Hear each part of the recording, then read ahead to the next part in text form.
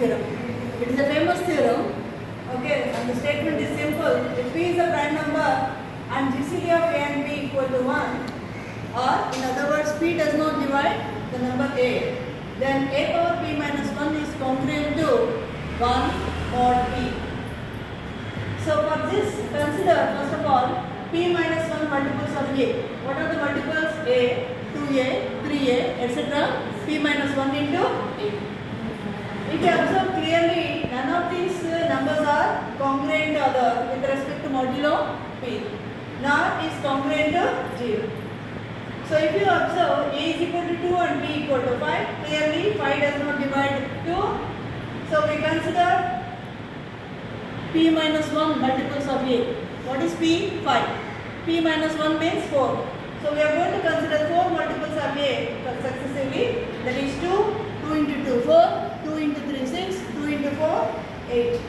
If possible, suppose that, so we say that none of them are congruent. But we will check, suppose RA is congruent to SA mod P, where R and S, they lie between 1 and P, and let us see that R is smaller than S.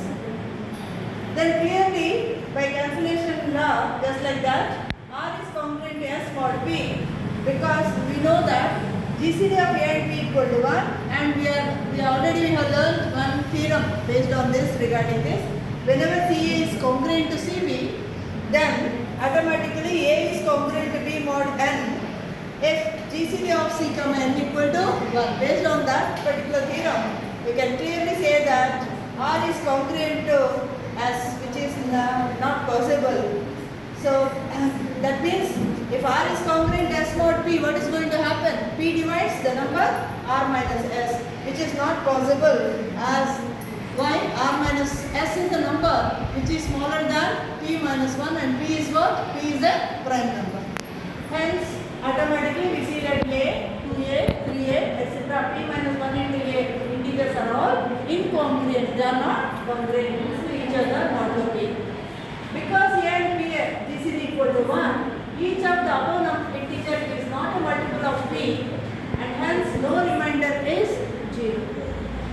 That means A, 2A, 3A, etc. P minus 1 A must be congruent to 1, 2, 3, etc. P minus 1 mod P.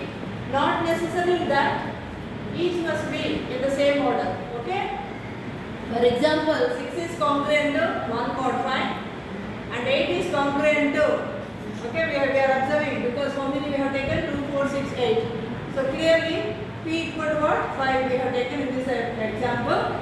So 6 is congruent to, this number 6 is congruent to 1, and 8 is congruent to, 8 minus 3 is 5, 5 divides 5.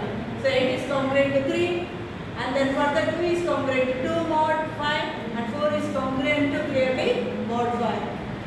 So A, 2A, 3A, P minus 1 into A are congruent to 1, 2, 3 into P minus 1 mod P. So multiplying all this, what is happening? How many A's are there? A power P minus 1 into 1 into 2 into 3 into etc. P minus 1. Here on the right hand side also 1 into 2 into 3 into etc. P minus 1 mod P. That implies A power P minus 1 into P minus 1 factorial is congruent to P minus 1 factorial mod P. That means that P does not divide P minus 1 factorial. Therefore, A power P minus 1 is congruent to 1 mod P. This is a short answer question. State and prove this. So, based on this theorem, we are going to learn another small theorem. If P is a prime number and A is any integer, then A power P is always congruent to A mod P. So, we are going to observe in two cases. In our first case, we consider that P divides A, in which case we can write A as P into K for some K belongs to 0. That means automatically because P is dividing A is congruent to, the remainder is 0. Therefore, we say that A is congruent to 0 mod P. That means A power P is congruent to 0 mod P, and we know that by transitivity property, A power P is congruent to 0, A is also congruent to 0. That means A power P is congruent to A by transitivity property. So we got this result. That is, whenever A is an integer and P is a prime number, P does not divide A. A power P is always congruent to A mod P. In the second case, whenever P does not divide A, just now we have seen by Fermats formula, A power P minus 1 is congruent to 1 mod P. So what is happening? Multiply on both sides with A, we can say that A power P is congruent to A mod P, because we can say that, okay, A is congruent to A mod P, and also we are having A power P minus 1 is congruent to 1 mod P by Fermat's law. So we can write A power P is congruent to A mod P. I hope this is clear. Thank you.